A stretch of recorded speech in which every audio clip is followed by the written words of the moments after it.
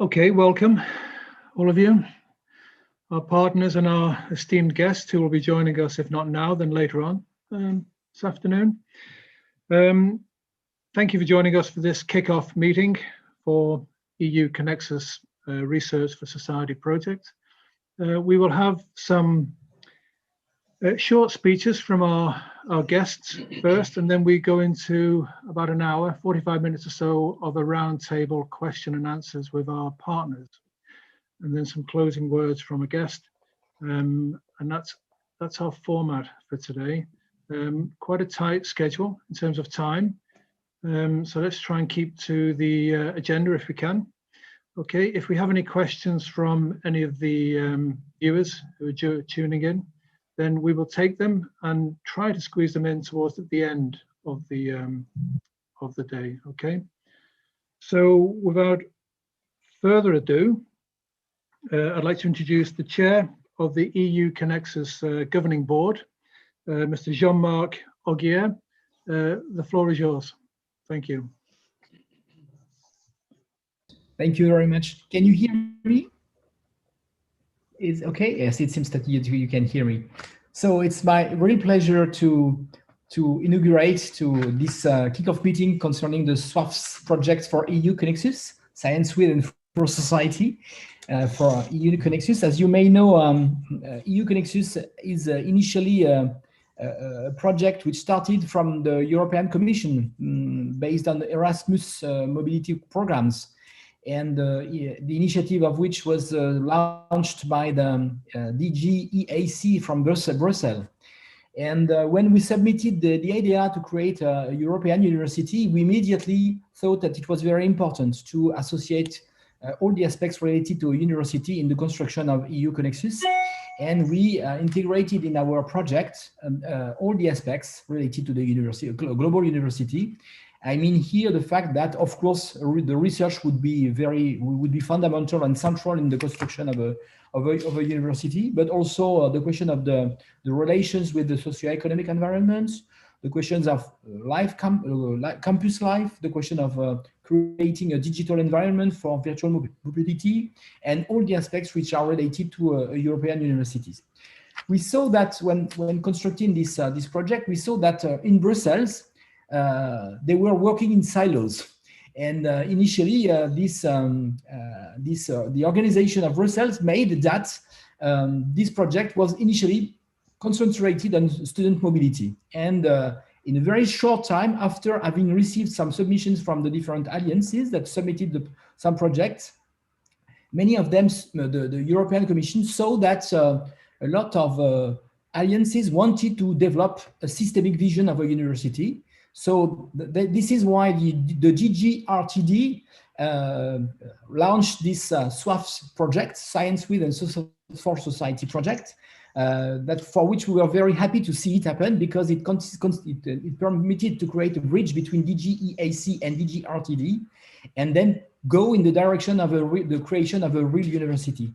So we are very happy of this evolution, and we feel now that at the European level, the vision that we have had at the beginning is now accepted by everyone, and that all the people are going towards the creation of a real systemic vision of what should be a European university. So as you may know, EU-CONEXUS gathers initially 6 partners, and then 3 associated partners decided to join us. All these partners are located on coastal areas, and all these partners share the same value, dealing with the fact that we must have a pluridisciplinary based approach, a holistic based approach concerning smart urban coastal sustainability. And we have decided all together to see how we could be, thanks to the gathering of all our intellectual potential, be a very competitive university focused on this challenge, societal challenge, which is the sustainable development on coastal area. Just a few key numbers.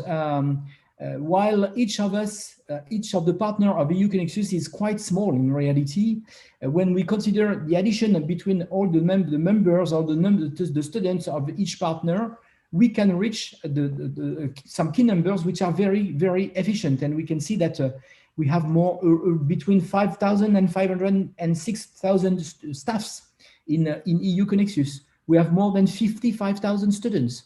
So we start being something which is very significant. And if we consider the fact that all these tasks are going to be concentrated on this question of the smart urban coastal sustainability, this could become a real strength at the worldwide level. So we are very proud of this evolution, and I'm very happy to be here today for this kickoff meeting of this research project for EU-CONEXUS dealing with SWAFs, because it's the opportunity to create the basis, the foundations of a real structuration of the research of EU-CONEXUS. I would like to thank all the members who are participating to this wonderful challenge, which is the creation of this university, considering all the aspects, the things that I mentioned before: education, training programs, research, live campus, virtual campus, and so on. And more specifically, the teams who are working all over Europe in each partner, who are working with us for the construction of this new academic object, for which we have to define what it should become in the future. So unfortunately, I cannot stay for the whole duration of this kickoff meeting, unfortunately, because my timetable is totally saturated, unfortunately. But I'm sure that I'm convinced that this afternoon will permit to create the foundations of this long-term project, and will permit to EU-CONEXUS to become a reference university for the smart urban coastal sustainability. That's all I wanted to say. Thank you very much, and have good work this afternoon. Thank you very much. Jean-Marc, thank you very much for making the time today. It's very much appreciated. And we're very grateful for you to making the time available in your busy schedule. You've covered quite a lot in a very short time there. There's a lot that you've covered about the project, about our aspirations, about our promises, about our agenda, about our busy workload in the next few years. So thank you very much for setting out our stall, and hopefully we will see you at some other point in the coming years for sure. Thank you very much. I will be with you all the time. You can count on my support. You're welcome. Okay, that was a great start so far. We know where we are. We know how we got here. You know what we're doing. We'll find out a little bit more about what we're doing in the next hour or so.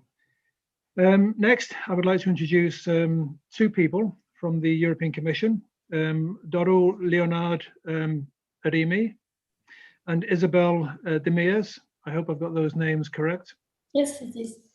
Thank you very much. I have been practicing.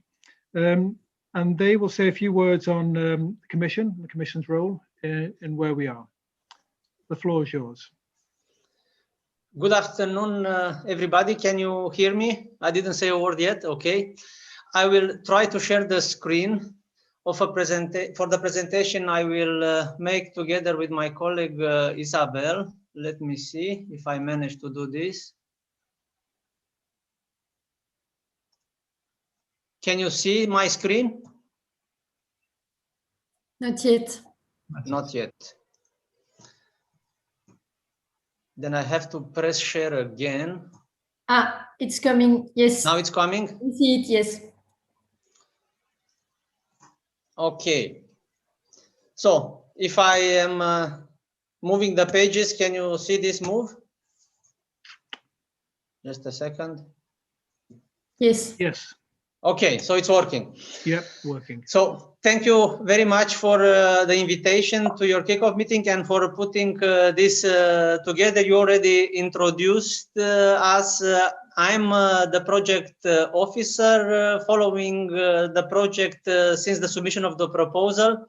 And I will present together with the administrative and financial officer, Isabel, within the next 10 minutes, our expectation, the project implementation and reporting phase. We are from Research Executive Agency. I will come later to the institutional framework. This is the outline of our presentation. It looks relatively rich. Nevertheless, we will do our best to stick with the allocated time. We will share the floor depending on the slides. So this is about the institutional framework referred to before. As the chairman just mentioned, it is thanks to the European Commission, DG Research and Innovation, who was in touch with DJAC and other services to launch this call complementing Erasmus Plus program. So it is DGRTD responsible for the policy. Thanks to them, we have the work program, we have the calls for proposal. We are research executive agency. We are coming into the picture when the work program is approved and the call is published. From this point on, it is up to us to organize the evaluation and sign the grant agreement and monitor the execution of the project. The third actor in this equation is, of course, you, the consortium, represented first and foremost by a coordinator in relation to the European Commission and the agency. A very few words about grant agreement and consortium agreement. As I said before, grant agreement is signed and has been signed between Research Executive Agency and the consortium presented by the coordinator. And we also have a consortium agreement. Thank you for letting us know with your message on the 22nd of February, if not mistaken, that the consortium agreement has been signed. This is the obligation according to the grant agreement and also to the guidance document that was sent during GAP, during the grant agreement preparation phase. Nevertheless, we will not monitor the execution of consortium agreement and compliance of partners to the consortium agreement. This is something for you, for internal management of the consortium. Back to the grant agreement, I'm convinced that you have already seen what it is in, and it is pretty much the same for all grant agreements under Horizon 2020. There are some specificities for the lump sum pilot. We will come back later to this. These provisions provide answers to several questions, if not all, in the implementation phase, and also to mention there is an annotated model grant agreement that is specifically suited for the lump sum pilot. This is something more or less related to the internal cuisine of the consortium. Nevertheless, we expect from the coordinator to coordinate this, and the coordinator is responsible for communication with the Commission and with the agency. I will hand over at this moment to my colleague Isabel, and I will come later for the last slide. Can you share your screen?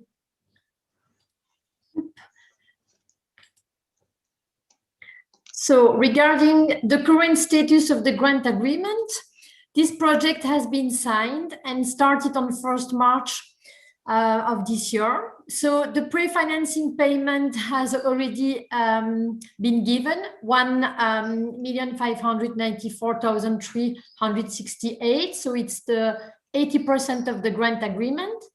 Of course, there is still a guarantee fund of 5%. The aim here of the pre-financing is to provide beneficiaries with liquidity. So please keep in mind that the guarantee fund remains the property of the European Union until the payment of the balance. And so the payments which has been done to the coordinator has been split between the partners. I will play the slide. Yes, thank you. Yeah. Next slide, please. So regarding the lump sum pilot call, so despite all simplification, funding based on the reimbursement of incurred cost, it stays complex and error prone. So that's why now we get the lump sum pilot call, because it's during the evaluation, everything has been fixed at the gap stage, and now we more focus on the content of the work, and we don't focus anymore about the cost that you could claim, because it has been already explained at the beginning at the preparatory phase.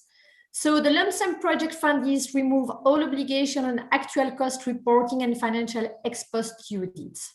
So now we focus, as I already said, on the performance, and the shift from focus on financial management and chunky cost to focus on scientific technical content of the project. Next slide, please. So now, lump sum evaluation and grant agreement follow standard approach as much as possible. So it's the same evaluation criteria, the pre-financing, the payment scheme, etc. The reporting periods and technical reporting as usual, although focus on completion of work packages. One lump sum share is fixed in the grant agreement for each work packages. The amount is paid when the activities in work packages are complete. So if it's only initiated but not complete, no payment is done. So in the general model, still previous, thank you. Sorry. General model grant agreement, payment does not depend on a successful outcome, but on the completion of activities. Next slide, please. So the grant agreement setting up the lump sum corresponding to the full accomplishment in the work, which is committed in Annex 1. So the costs actually incurred are not relevant as you receive a lump sum, but where and who does the work. As in the general model grant agreement, linked third parties and international partner must be named in the grant agreement. So regarding the Annex 1, which details the task attributed to each linked third party, attributed to each international partner, and subcontracted. Next slide, please. So here is an example where you can see that all of the beneficiaries have some work packages. As you can see in the second table, when it's completed, the payment is done. When it's only initiated or not initiated, the payment is not done. So here you will see that there is no interim payment at periodic report 1. Next slide, please. The lump sum budget. As you know, all budget transfer require an amendment. So the transfer amounts between work packages and project beneficiaries are only acceptable if work packages are not already completed and declared. If it is justified by the technical and scientific implementation of the action, and a review confirmed that this does not call into question the decision awarding the grant of which the principle of equal treatment. Next slide, please. It's your turn now. And it is back to me. Thank you, Isabel. So, as Isabel said, it is very important. This is quite an important difference from the regular grant agreements when we were allowing, without an amendment, transfers between partners, transfer of budget between partners or between type of cost, provided that these cells in the budget table are not nil. Here, in this case, because of the specificity of the lump sum, this is not possible except with the amendment. So, in general, the amendment, as Isabel said, this should not call into question the award decision. There are the very standard reasons for making amendments, such as the changing of a bank account. This remains pretty much the same. Nevertheless, for any other changes you envisage, including the changes to the description of action, please get in touch with us before launching it to agree on a way forward. I'm pretty sure you know your way in the portal, how to navigate. You have on the top the ongoing process, the only ongoing process, which is continuous reporting that has just started. On the left hand side you will find the database and archived processes. There you can also find documents related to GAP. So I'm quite sure you know how to get into this. Very important, these are the two reporting periods. It is split, the duration is split exactly in two. When the reporting period ends, you will have 60 days to submit the technical report online as usual. Nothing changed compared to the general grant agreement. And within the 90 days, we will need to organize the review and process the payment, if any. In this case, will be only at the final term of payment. Project monitoring is done by us throughout the project execution phase. So when we see something is not correct or there are delays in deliverables, hopefully not the same, you will receive automatic answer and then we will get additional communication from us. So nevertheless, we do expect a smooth implementation. So these are the type of checks we are doing continuously. And as I said before, at the 2 milestone, end of reporting period 1 and end of reporting period 2, there will be reviews through an external expert. We are using external expert for the evaluation, and we are using exactly for the same reason of objectivity and impartiality, and the additional expertise brought forward. We will use external expert for the reviews. There will be a review meeting. Details will come at the time. This is also related to what has been said in case of ex post controls. On this lump sum pilot, there won't be needed any more travel invoices and timesheets of the staff. Nevertheless, there will be needed any type of technical documents that will document the achievement of project objectives and the completion of the work in the description of action. Periodic reporting, there are not many changes. Technical reporting compared to the general template should be pretty much the same. As I said, the review at the end of reporting period, we don't know because of the ongoing pandemic, unfortunately, still where will that take place. We'll nevertheless can make already a firm reservation in the agenda that the review meeting will take place sometimes in December 2022. So this is the only thing we know. Where and how we will see.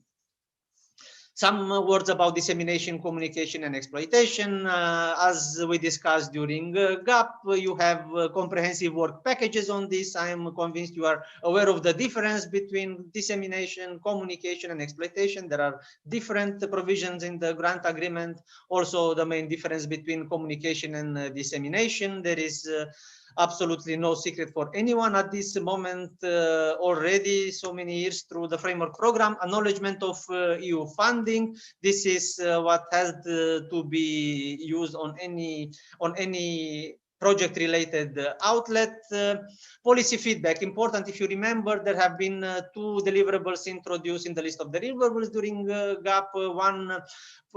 One policy brief at each reporting period. This is quite important. We will come back with details closer to that deadline.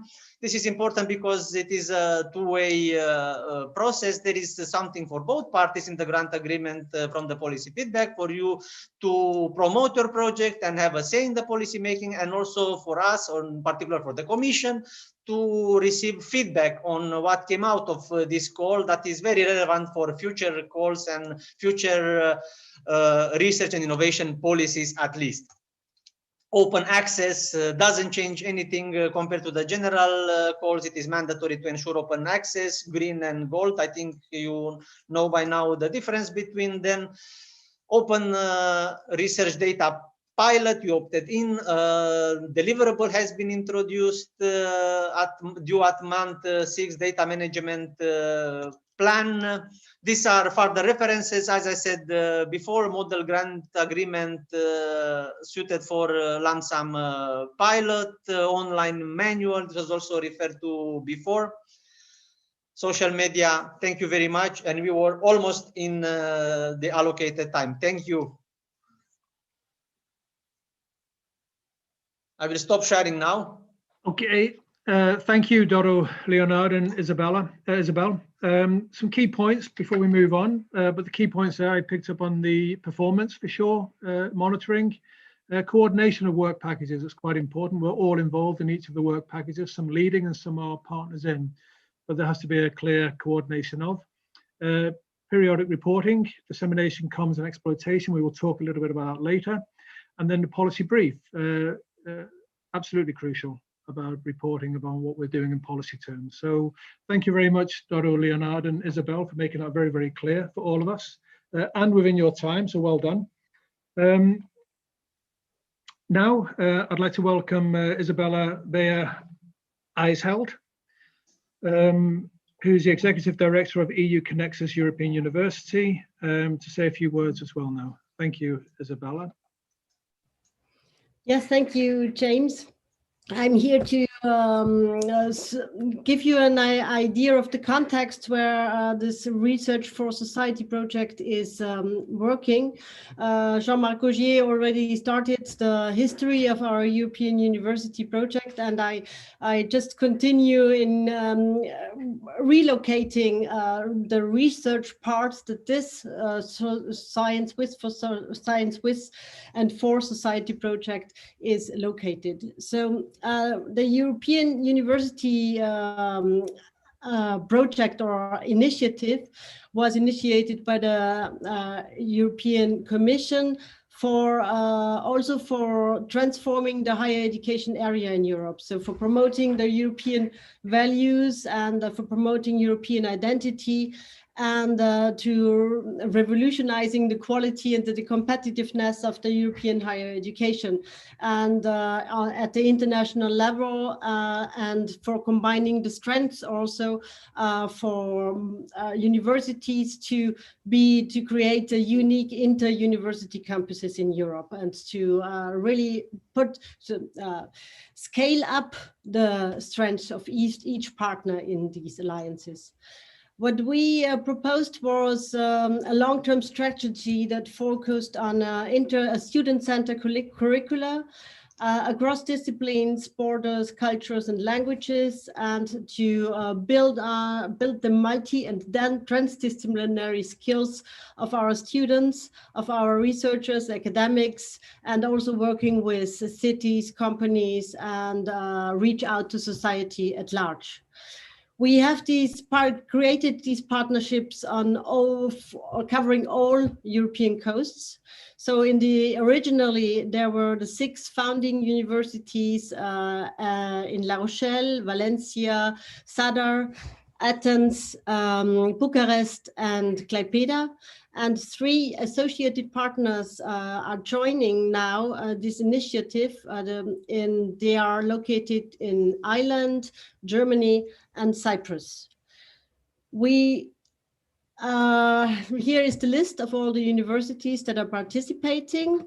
We can go on to the next slide and the main aspects that we are working on are sustainable development of urban coasts, blue economy in city and Europe and on the global level. Yes, to act globally on the 6 and now more coasts, and to involve local experts on global challenges. We started with a governance structure that concentrated more on the academic level of this European university, coming up from the Erasmus project. So you see here that we have a governing board, an academic council, a student board, and on the operative level, the management board and the coordination team. We have an external advisory board and the financial administrative council. So this is the governing structure that has been in place until now. And now we are integrating strategically on the strategic level also the research council that will be on an equal level to the academic council and takes over the parts from the Erasmus project that are already working on the research issues, and will of course supervise and monitor and strategically direct the EU-CONEXUS Research for Society project. This is the whole organigram. It looks a little bit complicated, but you see all the bold issues are on the second and the third level are coming in from the Research for Society project. So we really try to integrate in ongoing activities what we plan to do in the Research for Society project. You see also the equal distribution of research and the academic issues, and this is the model or the governing models that we try to establish for real transnational European university covering academic research and innovation issues on the same level. So the this is what I just said. We want to perform with our transnational European university all missions of a university.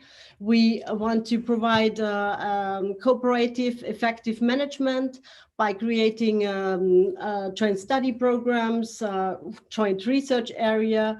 We build up our external and international relations. We work on internal mobility schemes specifically created for EU-CONEXUS and for creating this inter-university campus with an inter-university campus life. We rely also, sorry, Raza, it was too quick. We rely also on the smart campus, so interconnecting also on digital levels all our campuses and all our partners, and of course having an integrated communication and dissemination. So these are the main objectives. These will be delivered by creating or delivering on these main objectives, having joint academic offers and having a joint research area, creating a university industry cooperation, the smart campus, having impact on public policies from higher education policies to more thematic policies on sustainable development of coastal areas, to benefit from and creating this cultural diversity, and to be a hub of expertise. And this will be the next slide will be the last one. Hub of expertise, specifically in creating synergy and innovation in life sciences and biotechnology, in environmental sciences and biodiversity, coastal engineering, integrated social sciences, culture, and human sciences. We have already started to animate a joint research area by developing joint research projects. We will, of course, intensify these aspects of an animated and intensive joint research area. We will have wider training opportunities. We will create or elaborate on joint research infrastructures and joint access policies for research infrastructures. And we will, of course, work on joint PhD training and programs. So thank you very much. This was my input and context presentation. I think we have here a very good opportunity and a very ambitious opportunity to create a real transnational European university where we deliver all functions of a university, and we include and we build a transnational research and education community in different institutional settings, thereby contributing to the transformation of the higher education area in Europe, but also, of course, transforming our institutions at each partner locations. Thank you very much. Thank you very much indeed, Isabella. My key points from what you said, I want to emphasize the scaling up of partner strengths. It's quite important that we build upon what we've all got to offer each other and learn from each other. So the scaling up of partner strengths is quite important. The second point I want to raise is the student-centered curricula. Again, more and more important now, I think, getting them at the center of what they're learning and why, and helping them to develop what it is they want to learn. And then finally, the greater equality between academic and research levels. So that also is very, very important, I think. So those 3 points for me. You'll all have your own bits you take away. So thank you very much, Isabella, for highlighting that and for giving us an overview of the EU-CONEXUS project. Thank you very much. Now I'd like to welcome Rasa Piederiti, EU-CONEXUS RFS project manager, so coordinator, to give us a little bit of an impact on the project. Thank you, Jane. Good afternoon to everyone. I'm welcoming you to the start of EU-CONEXUS Research for Society project implementation official start, and we'll make presentation on EU-CONEXUS Research for Society project overview, the main expectations and impact. The project invites us towards building future European University Alliance and mainly aims at institutional significant transformation in all our partner universities for creating a multidisciplinary, internationally competitive research and innovation structure, mainly relying on those researchers who is open to qualitatively new, participatory and innovative partnerships with industries and the civil society through open science concept. EU-CONEXUS Research for Society project relies on 6 main expectations. With support of interconnection of transformations to complete long-term vision for the European University, with focus to facilitate researchers' mobility and access to multiple work environments to bring a new concept of European researchers linked to environmental issues, enabling public and internal alliance access to information to increase exchanges, enable cooperation and cooperation, build mutual partner projects and develop joint research ideas, as was mentioned. Sharing resources will bring lower costs, offer the opportunity to reach the ecological impact of multiple purchases and investments in new resources and ways to realize scientific goals. Training and exchanges with participants of the social and economic innovation system will enable to reduce challenges that coastal areas and cities are facing currently, and also understanding the specific challenges. Each university will harmonize practices and working conditions, making them more sustainable and more environmentally friendly. In order to start institutional transformation of the research and innovation dimensions of the European University, EU-CONEXUS project relies on 3 main pillars: contextual, functional, and infrastructural inventories. Contextual inventory will let us to identify the main convergence and divergence issues between different countries in terms of research policies and funding, also to build trans-European research and innovation networks on the smart urban coastal sustainability and to provide inputs and reflections to the European research era. Functional inventory will allow to identify the services available within the Alliance in terms of infrastructure and virtual resources, to make available human resources and the skills in each partner institution in order to increase the number of projects and cooperation level between researchers, and to identify key people for training and support for innovation development. And infrastructural inventory will let us to research policies and propose solutions by exchanging practices, reinforce dynamics in terms of human resources management, development of applied research with institutional or private partners, open access, research ethics. It will allow also to analyze the rational use of infrastructure and suggest ways to harmonize it, as well as to identify the obstacles and think about the increased abilities for solid foundations in research.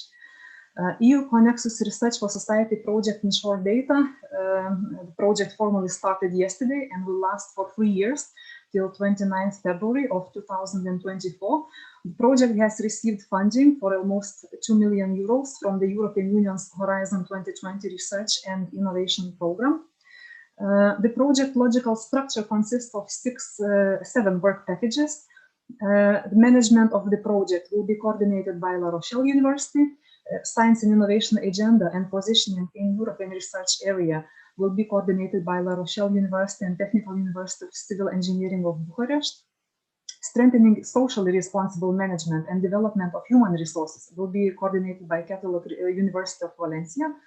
Research infrastructures and resources will be coordinated by Agriculture University of Athens. Knowledge transfer and innovation will be coordinated by Klaipėda University. Open science and citizenship involvement will be coordinated by University of Zadar, and communication, dissemination and exploitation will be coordinated by Klaipėda University. All work package representatives will present the content in roundtable discussion soon later on. The main targeted groups of the project activities and results are current and future researchers, participating scientific institutions, other European universities, local, national and international policymakers, also public authorities, EU bodies, industries and socio-economic partners and general public. And at the very end, I'd like to express my wishes that I sincerely believe that this project will help us to create and ensure a positive professional working climate for the researchers, productive support to each other, ensure efficient joint cooperation and collaboration in joint innovative ideas development. I'm calling everyone to take part and benefit from EU-CONEXUS Research for Society initiative. Thank you. Wow, another one. Thank you very much, Rasa. That was well done in the time you had. Very well done indeed. Just three key points from what you said. You touched on the 6 main expectations. I want to highlight 3 of them. One of them is the main one for me, interconnectivity. And any project only ever works if we have that interconnectivity, where we feel we belong and where we feel we can rely on and work with other people and work well and rely on them and use their resources. The second one was sharing resources. And then the third one is understanding the challenges and harmonizing the practices. That's quite important when we work across different cultures in different countries and different cities. So interconnectivity, only connect. Let's try and see how well we can do that. Now, moving on to the round table. Before we start the round table, as I say, formally, I'd like to ask each work package leader to introduce or to explain or describe their work package in 30 seconds without mentioning the word research or science or innovation. Why are we doing this? We're doing it because we want to be able to think outside of buzzwords and commonly used phrases that we have within the project. So it's getting you to think about how else we can sell ourselves, promote ourselves, market ourselves to people that might not understand fully what these keywords encapsulate. So over to work package 2 first. Can you explain the work package, please, in 30 seconds without mentioning research, science, or innovation? Off you go. Good luck. Hi, good afternoon. First, I wanted to apologize because Mr. Ina, who is the Vice President of Research here in La Rochelle, was not available today for the meeting, but he will be the co-leader of this work package. So work package 2 aims at reinforcing EU-CONEXUS position in smart urban coastal sustainability field through the analysis of smart urban coastal sustainability academic context, the constitution of community around this subject, and an interdisciplinary think tank on the same subject. This package aims to achieve 3 main objectives. First of all, develop a common dynamic by implementing a long-term perspective agenda, in particular by and comparing each local approach across languages, borders, disciplines, and sectors. The second objective is to frame a common area for reflection, work, and discussion around smart urban coastal sustainability themes as core of EU-CONEXUS activities. And the last one is to create an increasing impact of smart urban coastal sustainability thematic on the European level. These main goals will be pursued by developing and implementing multidisciplinary and interdisciplinary methodologies as an approach to tackle coastal challenges in a more holistic and sustainable way. National and transnational barriers for the creation and implementation of a common agenda will be identified, and recommendations to overcome them will be provided in order to future promote the development of the European area and contribute to the more effective coordination of national research and innovation system in Europe. At this topic, I'm sorry, but I had to say research. Okay, well, you saved it to the last anyway, so at least you managed all the way through. It can be done. There's an Irish writer who wrote a book recently without the letter O throughout the book. O does not appear without. So, I mean, we're asking for 3 words to be. Well done, Virginia. That was very well done indeed. Okay, the last stretch, but anyway, you got us so far. Very well. Work package 3, you have also 30 to 60 seconds to describe your work package, please. Okay, thank you very much. Good afternoon from Mediterranean Spain. The main objectives of this Work Package 3 are first to identify the conditions and incentives for attractive career environments for researchers and facilitate circulation of staff, but also to provide researchers with interdisciplinary and transversal skills which will be to lead to higher quality and number of international publications, projects, comprehensive knowledge, and technology transfer, but also internationalization of CONEXUS partner institutions and alliance. In short, to accelerate investigation between the consortium. Together, we are better. Thank you. Well done, Pablo. Well, it's a challenge, but yep, brilliant. Well done. We're clearer now. Work package 4, please, the same task. Good luck. Yes, I need this luck. Yeah, no, you don't. You'll be fine. Yes, the main goal of Work Package 4 is to implement activities for creating joint infrastructures across the EU-CONEXUS European University.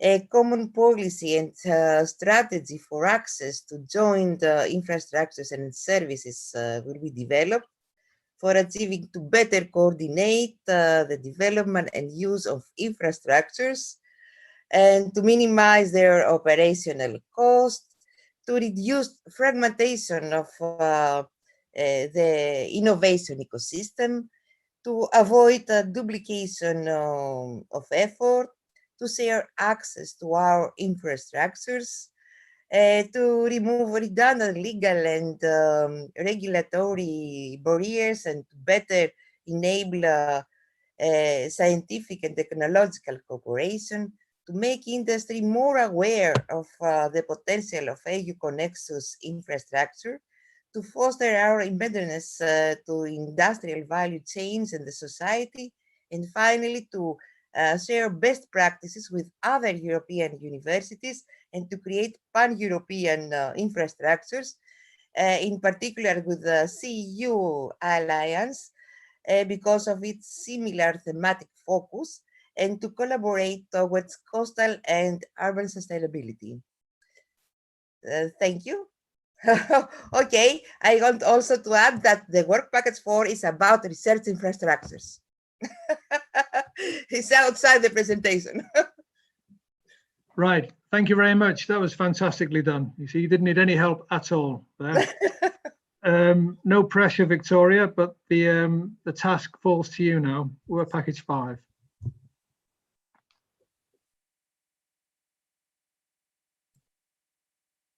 Victoria, your mute button. Victoria. Yeah.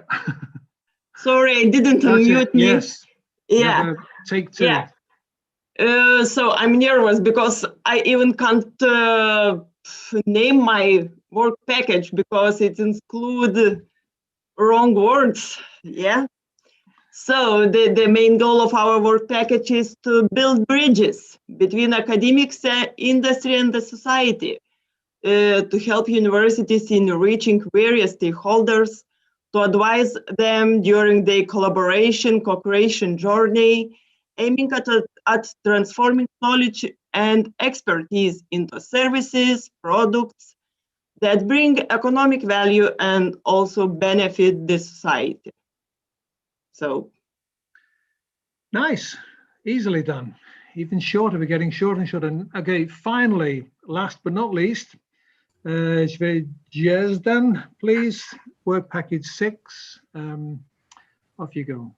Okay, thank you. Greetings from Zadar, and I will just present our work package. We will try to capture the methods and accuracy used by university members while making the language more accessible to all citizens. And the overall objective is to promote and to make all our everyday activities more accessible and interesting for practitioners and wider public. And through this structured, popular, and open approach and citizenship involvement, activities will ultimately be a part of larger, more systematic efforts to foster all practices and processes that enable the creation, contribution, discovery, reuse of knowledge, and on the other side, make it more reliable, effective, equitable, which is in relation to the rules of the European Commission and guidelines. Thank you. It can be done. We'll have to set the challenge a little bit tougher next time and the bar a little bit higher, in fact 15 seconds maybe instead of 30. Okay, well done. Thank you very much, partners. I now have officially the round table. I have a set of questions. I'll go through them, work package 2 starting with, going through to work package 6, and then finally coming back to a final question for work package 2. Okay, so the questions are worded around the idea that they might be able to pull out some key benefits or impacts from what we want to achieve. Okay, so if you feel that you might want some help from another partner, then try to pull somebody else in if you wish. But ideally, it should fit within your own work package, more or less. So my first question is for work package 2. So it's Virginia and Florin, either or, one of you. Hello, Florin. Hello. We have, the question is, we have set a very ambitious agenda, including to make an impact on the European research agenda. What does Research for Society have that can make this happen? And what will we be building upon that already exists? Okay, so we have an agenda, our own. We have the European research agenda, a little bit different somewhere else. What are we doing? What do we have that can build upon what already exists? Good afternoon, everyone. Good afternoon. So, the work package number 2 will start with the state-of-the-art of national research practices related to the smart urban sustainability research fields. And now we have thought that in order to develop a good procedure for the development of a common scientific policy within EU-CONEXUS University, an inventory of the national research environments and scientific policies of all the partners related to our field of smart urban coastal sustainability will be done mainly by 2 directions. First of all, it's by mapping research policies and the management of each university in the framework of national research environments. And the second one, by conducting a comparative analysis of the national frameworks for research, considering the European and international environment for research. And here we can think of Green Deal proposal of ERA, European Research Area, or Horizon, and so on. And on another level, at the alliance level, best practices for the development of the specific policy will be exchanged, and a common procedure for developing scientific policy within the alliance will be proposed. So these are, let's say, the main lines that could answer to your question. Thank you very much. Okay, well done, thank you. Following on from that then, okay, to what extent is research needed for society, and how do we bring the value to society of the research we produce? Here, Virginia, I think. Yeah. I'm sorry, I had a problem with the... I'll say again, Virginia, so it's to what extent is research in society needed, and how do we bring the main values of research that's carried out, how do we bring those into society, bring it and present it to society? Yeah, the EU-CONEXUS research focus on smart urban coastal sustainability is an opportunity to identify a new multi-sectoral and multidisciplinary research area and to structure a common research program and agenda aimed at promoting sustainable solutions that will carry and nurture training and innovations.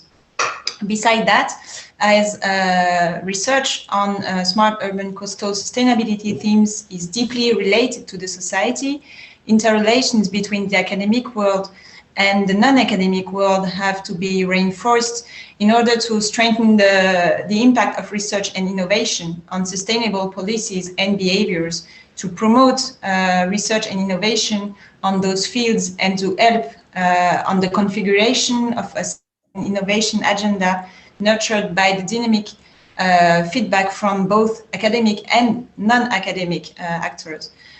For this purpose, the newsletter that is already implemented within the EU-CONEXUS Erasmus Plus project will be dedicated specifically to the research and innovation aspects of our consortium every 4 months. This will include highlights of research results, published research manuscripts, patents, research project, and presentation of dynamic research teams within the consortium, but also the promotion of other action, workshop, conferences, exhibitions, public presentation, etc., and future events. And this newsletter will be distributed by computer to an interested audience, including stakeholders, researchers, private companies, students, civil society, policymakers, etc. This publication will act as a common researcher's voice for EU-CONEXUS and serve as a powerful tool for promoting the network and the impact of our research and innovation, and help to form and develop this research area and the research community, and to help the society. And this dissemination and sharing dynamic within the community will be reinforced by the organization of an annual meeting and exhibition of research on smart urban coastal sustainability, bringing together researchers, stakeholders, policymakers, EU officials, teachers, students, etc., and strengthening existing links with partners and other European university alliances like CEU. And when possible, these events will be grouped with events already scheduled in EU-CONEXUS Erasmus+, in order to concentrate efforts and limit the environmental impact linked to travel in particular. And such a meeting will allow to plan and dynamically shape the EU-CONEXUS common research agenda. And at the same time, this meeting and exhibition will serve as a starting point for identifying research needs and opportunities for building strong consortia and developing innovative projects on our research field within the research community, but also outside with all the our colleagues. Okay, well, you know your stuff, that's for sure. Thank you very much indeed. So work package 2, we have a clearer idea now. Work package 3. Work package 3, the question for Pablo is, the project incorporates the promotion of sustainable development goals. Okay, so my question is, can you identify or outline any examples of institutional good practices that we have within our consortium that can be used as kind of good practices for the rest of the project, or any ideas you might have for developing this promotion of SDGs any further? Yes, James, thank you. Yes, the answer is quite clear. Of course, goal number 4, quality education, but also gender equality, number 5, sustainable cities and communities, very well connected with the team of our work. This is number 11, but also decent work and economic growth, number 8, just to mention the most directly involved. By improving our research, we will improve the quality of the university education we offer. By strengthening gender equality policies, one of the project's activity objectives, we will get more women to join the work teams, especially in underrepresented areas such as STEAM. A university with a social commitment and close connection with the business and productive fabric generates social wealth in the environment. This is the objective that we intend to improve through CONEXUS. Thank you, James. Okay, thank you, Pablo. Okay, so 4, 5, 8, and 11, they're quite substantial if we can do that. Yes. Yeah, and number 12, I'd like maybe responsible consumption and production, possibly. It maybe lingers into the other 4.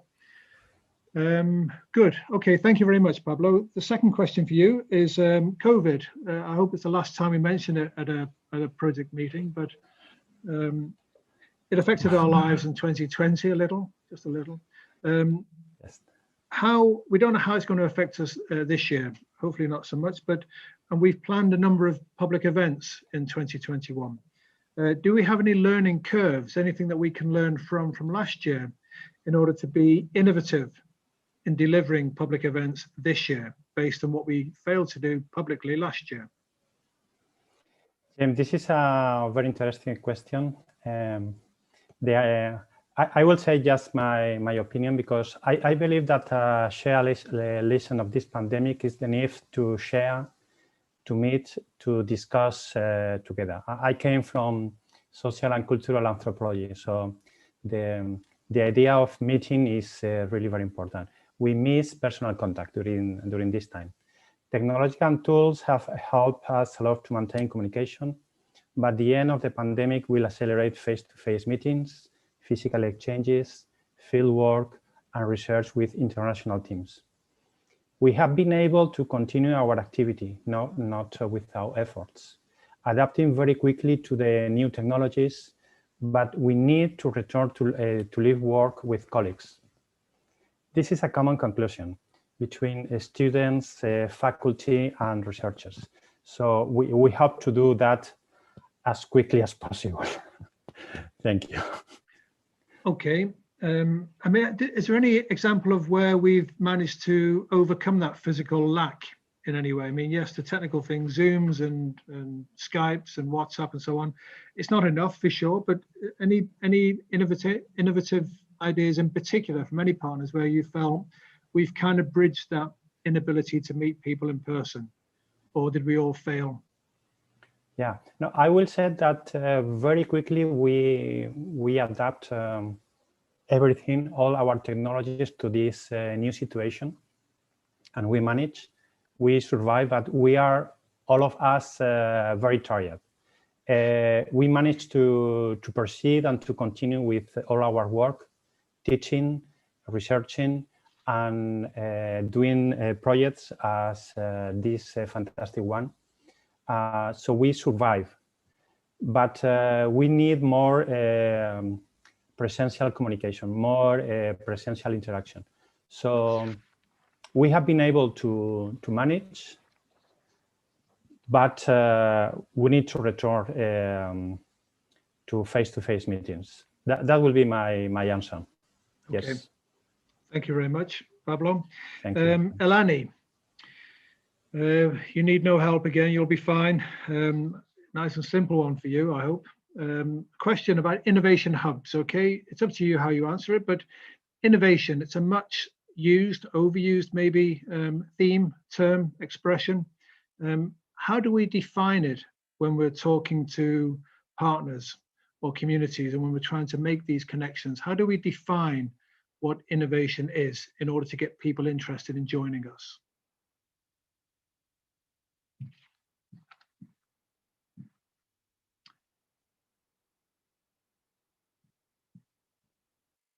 Ilani, you're on mute. Yes. Okay, sorry. Bingo. Okay. Okay, in EU-CONEXUS, we want to bring together people from different sectors, background, disciplines, and to jointly find solutions to societal challenges or economic needs by developing innovation projects. And for attracting partnerships and communities to our hub, we have to convince them that together we can generate new products, services, processes, and business models that are successfully introduced into their existing market, or that together we can together we are able to create new markets and that we can provide value to the society.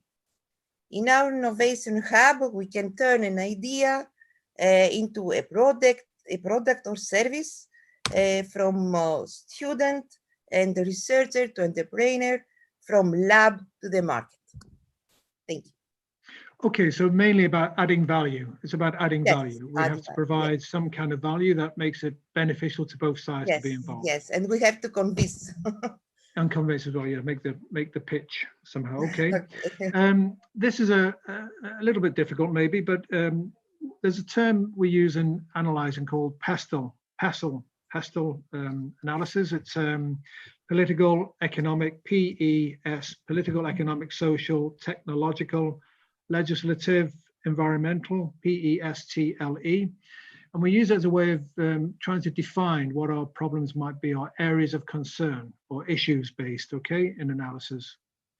In terms of these key headings, political, economic, social, technological, legislative, legal, environmental, which one of these do you think might provide our biggest concern in the coming 3 years, and why?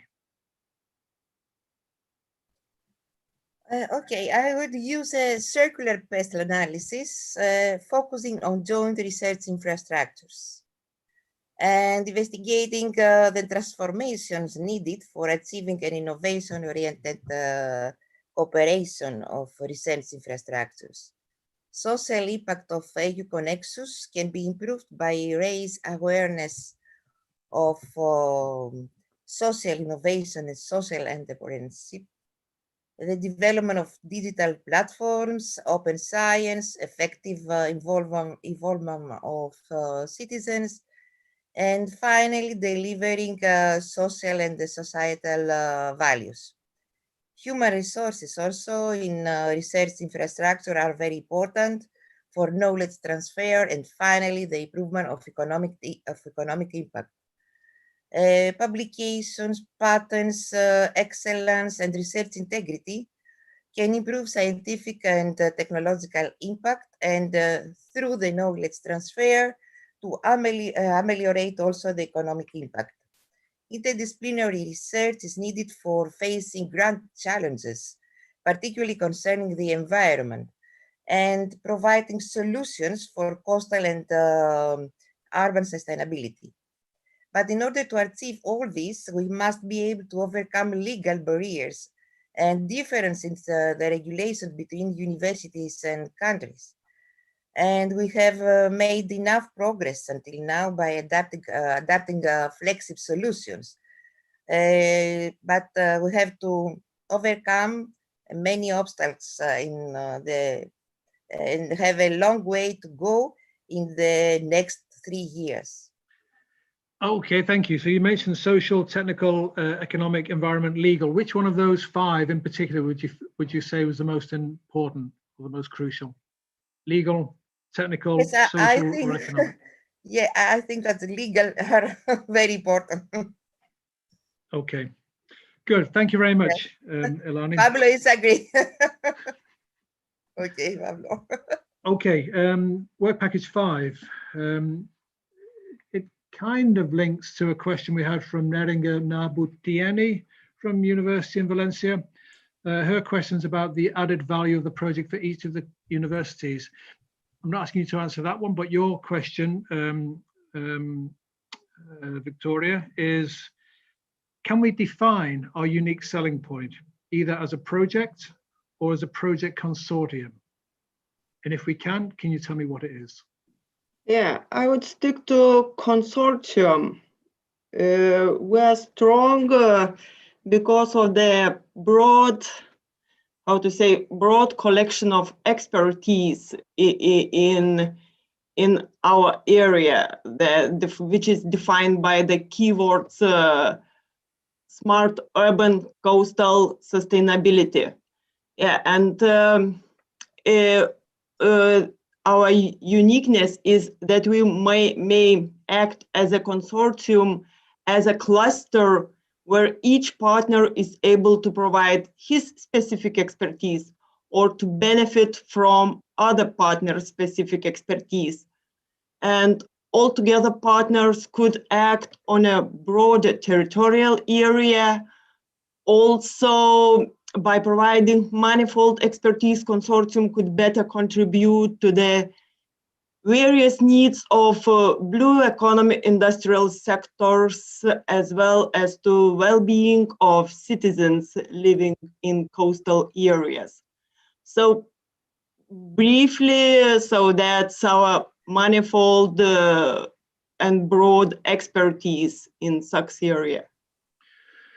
Okay, thank you. So it's a broad collection of expertise in a very, very clearly defined specific area, and that's what makes us unique. Okay. Any other softer issues outside of academic? Anything about the mix of partners we have, the geographical spread maybe, anything in addition?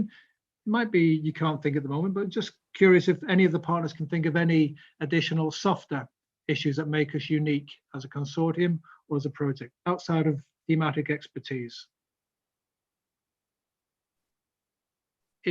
If you said, for example, we all have deep sea diving licenses and we could all go deep sea diving off the coast of the Aegean Sea somewhere, then that might make us unique in many ways. Yeah, when we talk on our national arena, yeah, in Lithuania, yeah, we always highlight that we are unique of our, how to say, marine expertise. Yes, you mentioned that. Diving, yeah, also, yeah, we're experts in shipbuilding, also we're experts in sea exploring. So it's very, very unique when we talk on national level. Good. Thank you very much, Victoria. I'm on your side for that one. Next question for you. In fact, it's gender equality in STEM subjects. It's a hot topic now. It always has been, but it's particularly pertinent at the moment across European countries. What do we do in the project? What do we do to encourage gender equality and to promote interest and involvement amongst female students and researchers? Yeah. If very, very briefly, yeah, I would say that innovations, it's not about lifting heavy boxes. So we will try to find ways how to encourage girls, female researchers to join innovators teams, yes. Already when we were writing a proposal, I was always thinking about the statistics that women are lacking behind in patenting. Only 10% on average of innovators are women. Yeah. So we will try to find the soft means to encourage them to come and to innovate. Yeah, and to try to transform more research results to industry and to society. Okay, I mean, I try to find mentors or peers, and for my students, there's a Lithuanian innovator, Solveiga Atieni, I think, I forget her surname, but she invented food packaging sell-by-date device. So the food reacts somehow and it starts to show a different color on the packaging of the material. So it's not a date, it's a reaction of the food. And brilliant idea, brilliant invention. An innovator for sure, Lithuanian, brilliant woman. It's we probably need to highlight more women who are doing great things in this industry. And that might be part of our answer. Yeah, we will provide, we will try to establish grassroots networks. Yeah, we will try to promote success stories of women researchers. Good. Have expertise from our previous project, so we will try to do our best in that area. And we will do our best. We won't try. We will do our best for sure. Yeah, sorry, we will do. No, definitely. I know, yeah, we do.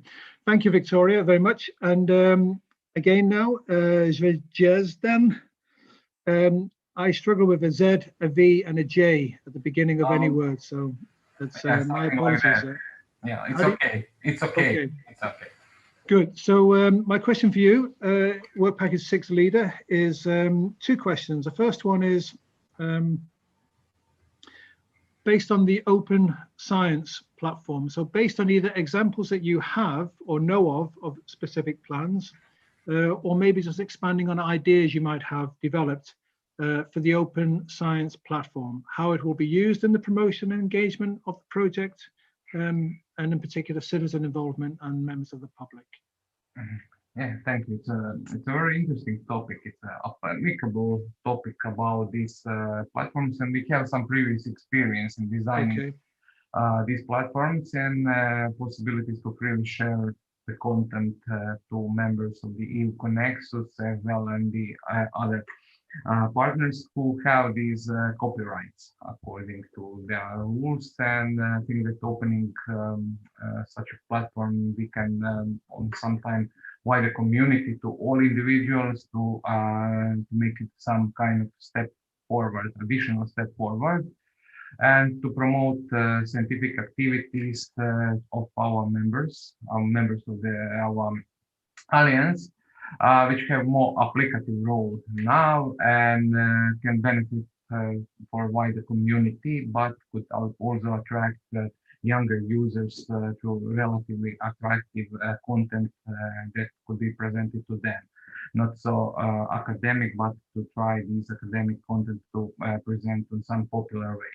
And through the open access journal, we intend to promote the multidisciplinarity and approach to the topics of smart urban coastal sustainability, and certainly expect to not remain closed within the group of EU-CONEXUS authors, but to expand it and to reach a much wider scientific community.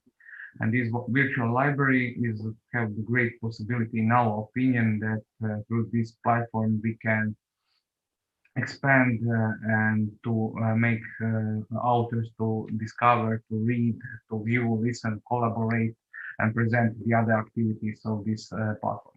So through this presentation and this open platform, we hope that we will present well results of this all working packages and groups in this project and EU-CONEXUS project. Okay, thank you very much. The virtual library, so high expectations, well done. Thank you very much for that. Second question for you is when we speak about enabling technologies, Ilana mentioned a few of these before, but enabling technologies for engaging citizens in project development. So the internet, digital social platforms are quite popular, smartphones, 3D printers, or whatever it might be.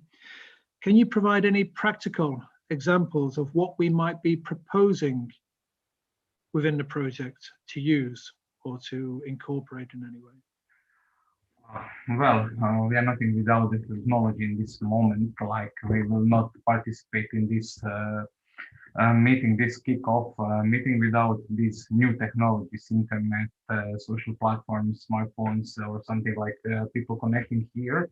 And these new so-called enabled technologies mentioned in your question allow citizens to become active innovators, taking part in co-design of the projects, fab labs, maker spaces, creating concrete solutions possible to their needs, and there is a great demand for huge open and more inclusive research, innovation. And let's say one example given to this, one of these 3D printers, like 3D printers, like one of the pieces.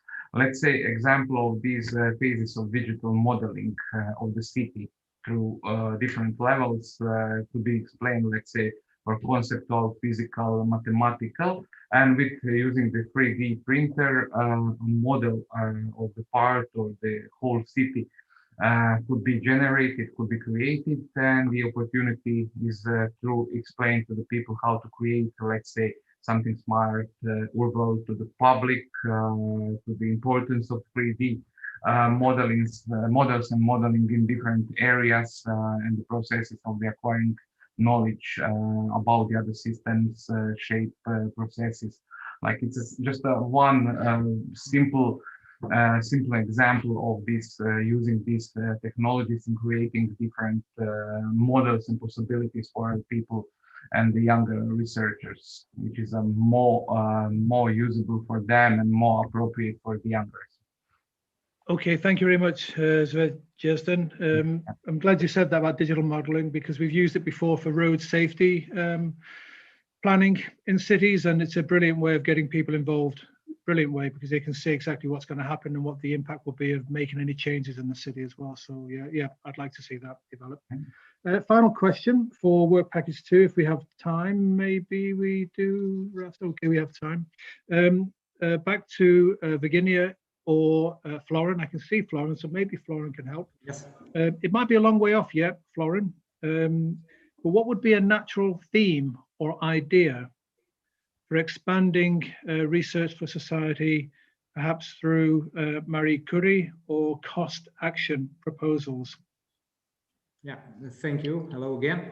Hello again. So, first of all, I would like to say some words about this this project. Within this project, we will, in work package number 2, within this project, we will try to identify barriers for efficient policy making, and we will have some proposal to overcome these barriers. And also we will provide a policy brief on the European Environment for Research on smart urban coastal sustainability.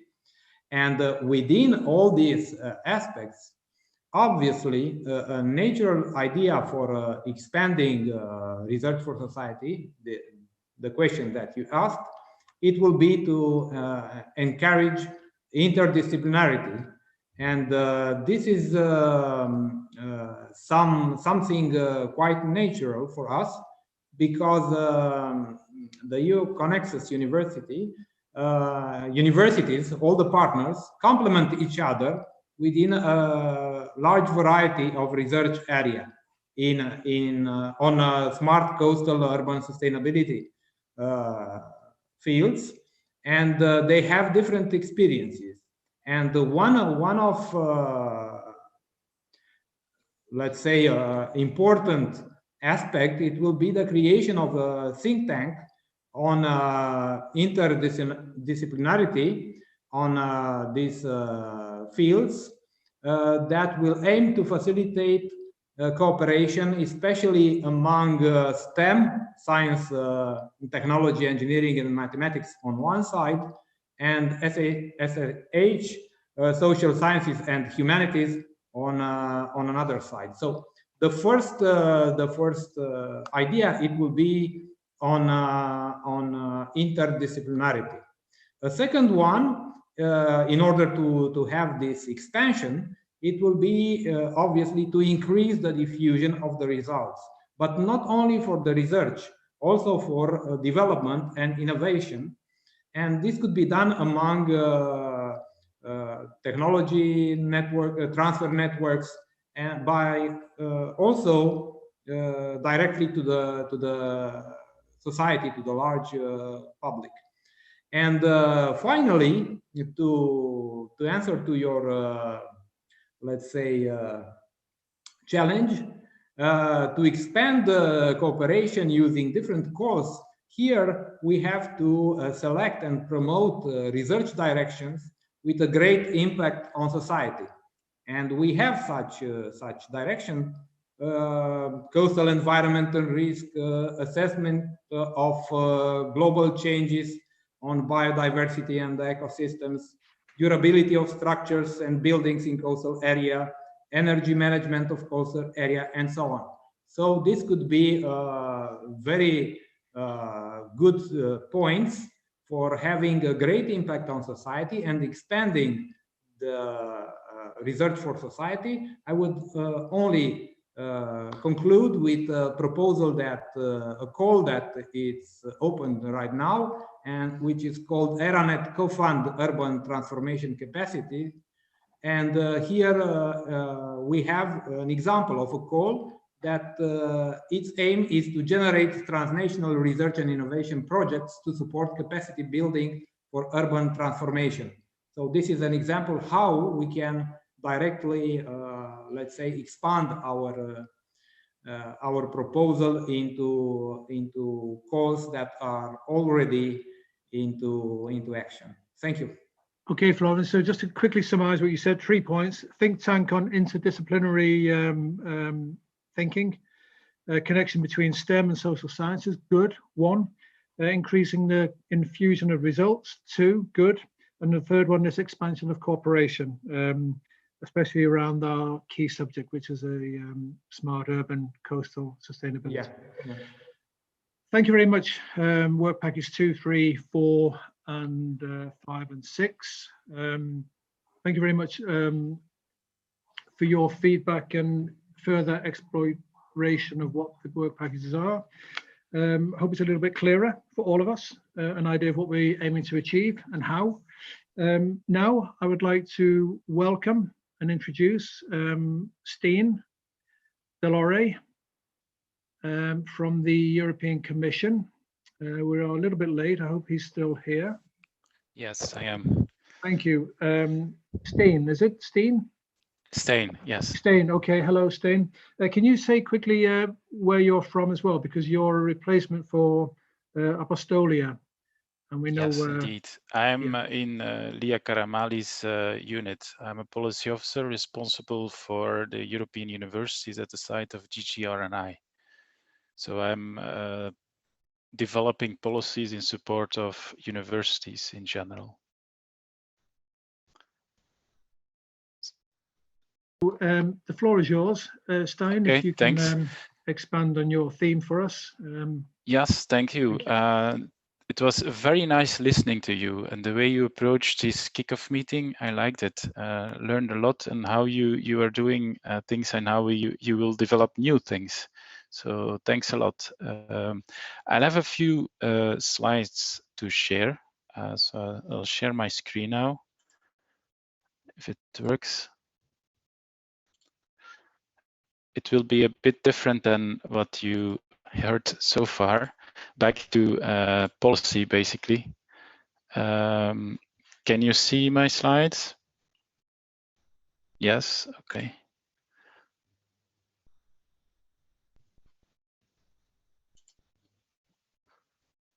Okay, so first of all, my congratulations. You're part of the first concrete synergies between Erasmus and Horizon 2020 and between education policy and research and innovation policy.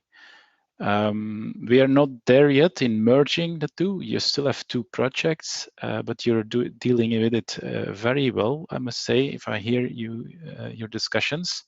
But we're happy to receive feedback towards the future. I'm also happy to reply to questions on policy you may have. I will explain a bit what we have in the pipeline for 2021 and 2022 and the crucial role European universities play in it.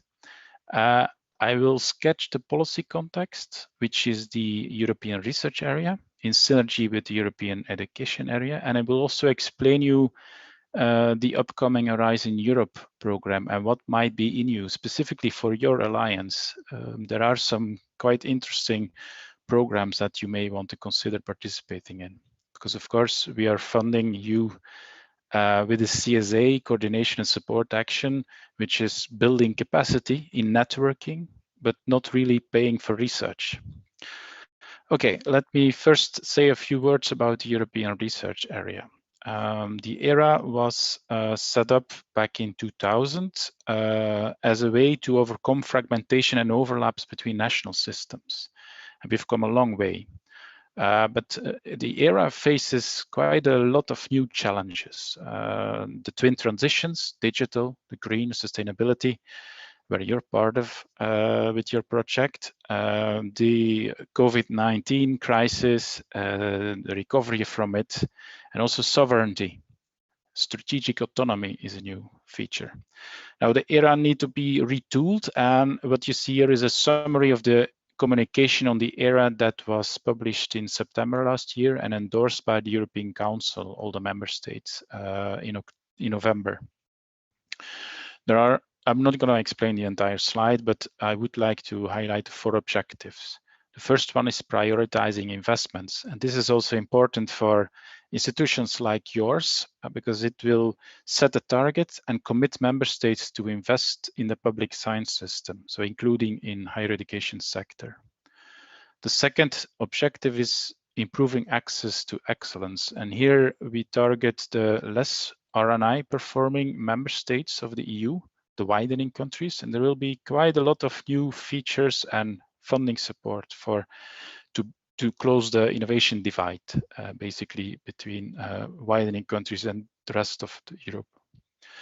The third objective, and you're busy with that too, is translating research innovation results into economic value. This is about innovation.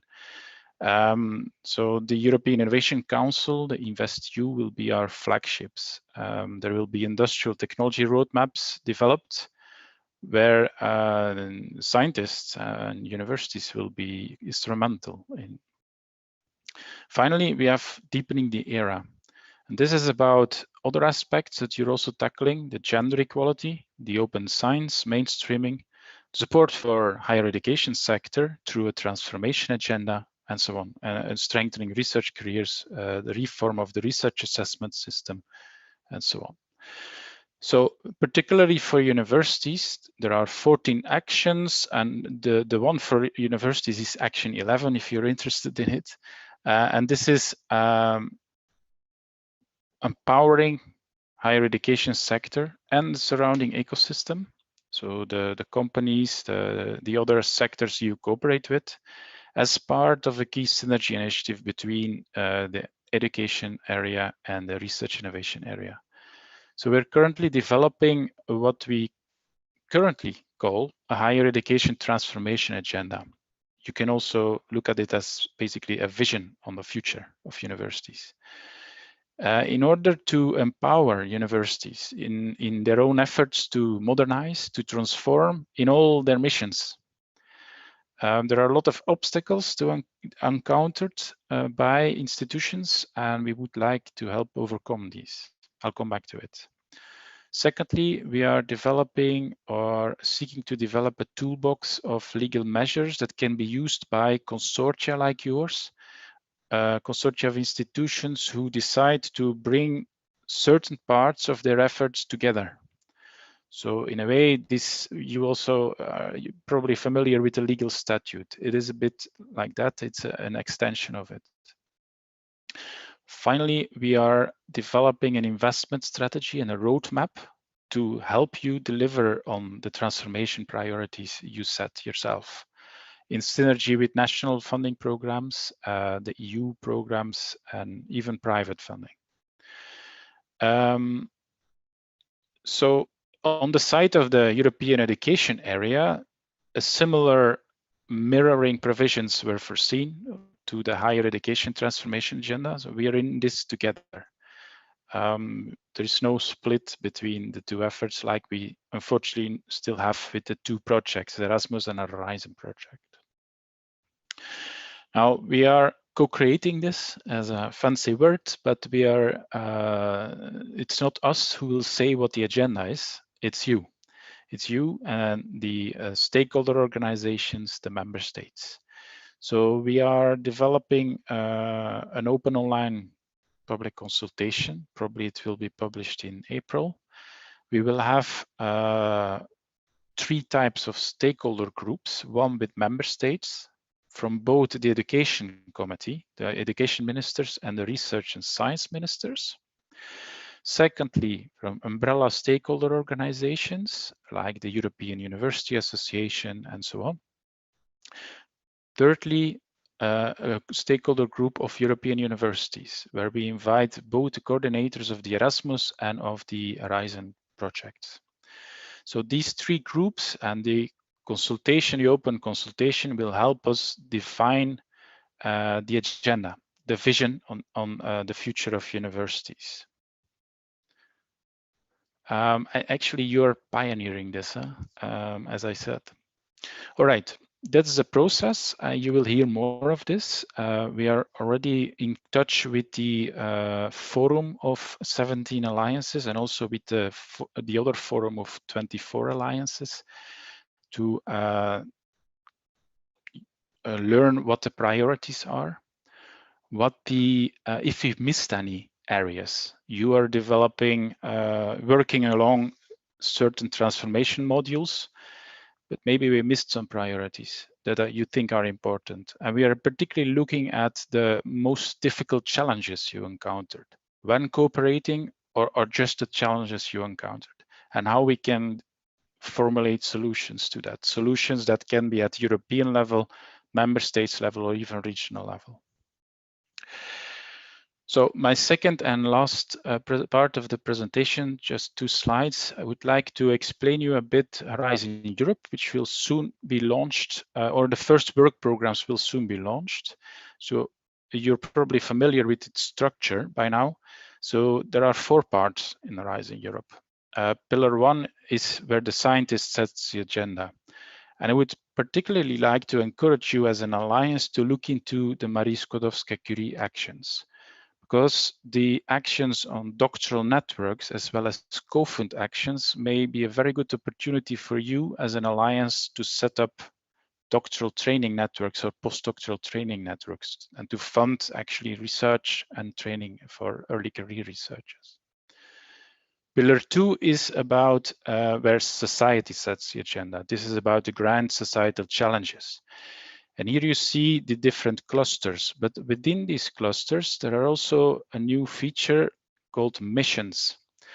And missions are very large, targeted interdisciplinary portfolios of projects that go across these clusters. Now, there will be a mission on healthy oceans, seas, coastal and inland waters, for instance, on a very interdisciplinary way, and you are actually building capacity to do this. So I would strongly encourage you to have a look at that mission. There is another mission on adaptation to climate change, which probably is also interesting for you. Pillar 3 is about innovative Europe. And here we have the European Innovation Council, where you may find help for the spin-offs that your institutions want to create. To set it up, to accelerate its appearance and scaling up as well. The European Institute of Innovation and Technology has very interesting new action in place, which may help you to build capacity in knowledge transfer, in tech transfer, and entrepreneurship training. So you may want to get a look in this too. Now, let me my final slide say something about the 4th part, the widening participation and strengthening the European research area part of Horizon Europe. This is built alongside the 4 objectives I just mentioned in the beginning. Prioritizing investments, improving access to excellence, translating R&I results, and deepening the era. There are several activities here that could be relevant for you, but let me highlight just a few. One is the Excellence Initiative for higher education institutions. Now, this will be Horizon Europe's contribution to the, or a big part of Horizon Europe's contribution to the European University Initiative full rollout. In the next year, we will focus on capacity building to strengthen networks of higher education institutions in widening countries, a bit similar to the SWAFS project that you're participating in. Under the Deepening the Era chapter, we will have acceleration services for higher education institutions that will help transformation in certain areas, that will counseling that will help institutions or consortia of institutions in developing strategies and so on. This acceleration service will also learn a lot from your pioneering role. And finally, we will support the networks for research managers. Research management can take many shapes, including knowledge brokers, research policy advisors, data stewards, data engineers, and so on. I leave it to that. Thanks a lot. And I wish you a lot of success with your consortium and your alliance. Thank you so much. Thank you so much for this very valuable information and the total overview of European research area, and also some recommendations that we received. Thank you so much. That's really very useful. I see that moderator is coming back. Some technical issues happen. I do hope so, that it will be in a few seconds.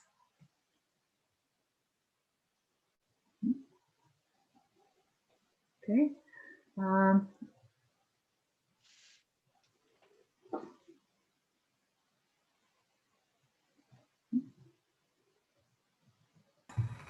For some reason, I lost my connection. I apologize for that. Steen, I got to, I think, your final slide. And then I lost connection. I'm very sorry. What happened in between? In between the last slide and now, yeah, virtually nothing. Okay, good. Not good, but few. Okay. Right. So thank you very much, Steen, for coming in as well at short notice. I just want to pick up a few things from your presentation. The first one is about the opportunity for comments. You mentioned about the transformation agenda. Is there an opportunity for us then to formally add any comments to that discussion? And if so, how? Yes. In fact, give me a second. So we will have several dates, several workshops with European universities. So you could channel your feedback to your coordinator. The first meeting will be on the 25th of March. Then there will be one on 21st of April, 20th of May, and 2nd of September. But you will get an invitation. I mean, your coordinator will get an invitation. So this should be fine. Okay. So this is one way. The second way is through the open online consultation. And the third way is through your forum. So with the forum of 17 alliances, we're also doing this brainstorming exercise on the various modules for transformation. Basically, what are the priority areas that you see towards the future and the main difficulties? So your feedback is crucial. And I really encourage you to think together to help us develop this transformation agenda. It will not only help all the other universities beyond the 280 that you form within these alliances, but also it will shape the future European Universities Initiative. Okay, and this is a real opportunity. It's not a kind of putting the icing on the cake, so to speak. It's a kind of opportunity to add substantial information to that agenda. Yes, indeed. We are looking forward to the solutions that you bring. We have a pretty good idea what the main areas are, but we may miss some. So that's the first thing. The second one, we are not entirely sure about the solutions for all the areas. So think about the twin transitions, the digital and the green.